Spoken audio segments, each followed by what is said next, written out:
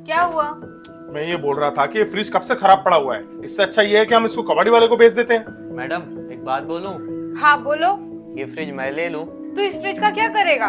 Madam मैं इस fridge को बाजार से ठीक करवा लूंगा। वो गर्मी आ रही है और मेरे घर में फ्रिज नहीं है। अगर मैं इसे लेके जाऊंगा तो मेरी बीवी और बच्चे बहुत खुश होंगे। ठीक है, दे दो ना उसको। ठीक है, ले जाना तू इसे शाम को। शुक्रिया मैम साहब, मैं ठीक करवा लूंगा। मालकिन एक बात कहनी थी आपको। अब और क्या चाहिए तुझे? आपकी कोई पुरानी चप्पल मिल जाएगी क्या? वो मेरी बीवी की चप्पल टूट गई है, अगर आपकी मिल जाती तो वो पहन लेती। सुबह ही तो तुझे फ्रिज दिया है और अब तू चप्पल मांगने आ गया। कल को तो तू हमारा घर मांगने आ जाएगा। अरे नहीं नहीं मालकिन, ऐसा मत बोलिए। मैं तो आपसे वही मांग रहा हूँ जो आपके काम की नहीं है। हाँ हाँ ठीक है, जाके शूज रैक में देख ले, कोई चप्पल दिखे तो ले जाना। ठीक है मालकिन, धन्यवाद। मैम साहब सारा काम कर दिया है मैंने, अब मैं फ्रिज लेके जा रहा हूँ। हाँ ठीक है, ले जा। रत्नेश, जी मालिक। तुम तुम्हारी वाइफ के लिए चप्पल मांग रहे थे ना? जी साहब, मांगे तो थे। ये रख अरे लो तुम पागल हो गए हो क्या? अभी 1 महीने पहले ये सैंडल तुम मेरे लिए लाए थे और अब तुम इसे दे रहे हो। अरे नेहा, तुम भूल गए क्या? मैं तुम्हारे लिए लाया था और तुम्हें तो ये पसंद ही नहीं आए।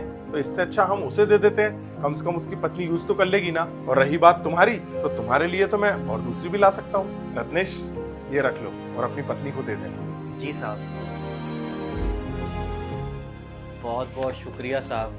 आप जैसे बहुत कम लोग होते हैं इस दुनिया में जो हम जैसे गरीबों का ख्याल रखते हैं, वरना साहब हम जैसे नौकरों पर कौन ही ध्यान देगा। मैं और मेरा पूरा परिवार आपके लिए दुआ मांगता है साहब। भगवान आपको हमेशा खुश रखे। बहुत बहुत शुक्रिया रत्नेश, इतना अच्छा सोचने के लिए। आज तो मेरी बीवी बहुत खुश हो जाएगी। खुश तो होगी ना, इतनी महंगी चप्पल जो मिल रही है उसे।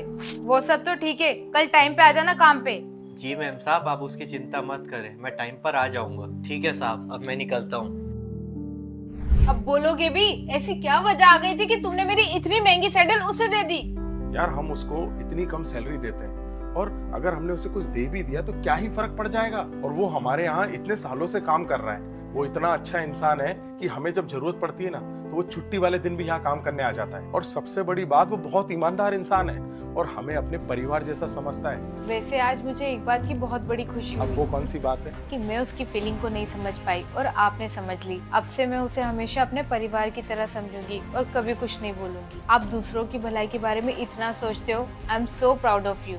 नेहा, बहुत खुशी हुई तुम्हारे मुंह से ये सब सुन के। और मैं तो बस यही कहूंगा कि हमसे जो छोटे लोग हैं ना, उनकी हमेशा रिस्पेक्ट करनी चाहिए, क्योंकि हो सकता है उन्हीं की दुआओं से आज हम इतने बड़े हैं।